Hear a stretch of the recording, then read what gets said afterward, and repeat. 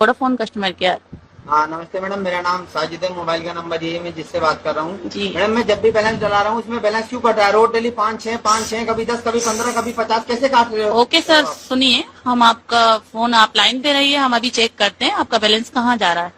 ठीक है क्यों जा रहा है बैलेंस? मेरे को चेक वैक कुछ नहीं करना। बैलेंस पे बैलेंस सर, सुनिए तो सर सुनिए तो आप सब बैलेंस मेरा सर खत्म। आप लाइन पे रहिए, हम अभी चेक करते हैं। इतना बैलेंस क्यों काट रहे सर हो? क्या हम कर रही है लाइन पे तो कंपनी? रहिए क्या सर। कर सर रही है आपकी सुनिए, कंपनी? सर मेरा सुनिए बैलेंस तो काट रही सर है। सुनिए तो सर ये सुनिए तो sir, I love you sir.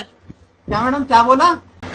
Hello hello madam, मैं आपको सुन पा रहा हूँ। हाँ जी बताइए। I love you sir. Madam आप सीरियसली बोल रही हैं?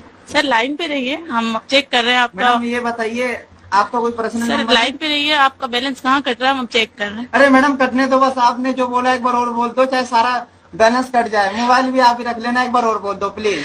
अबे कमीने, तुझे चुप करने के लिए कहा था।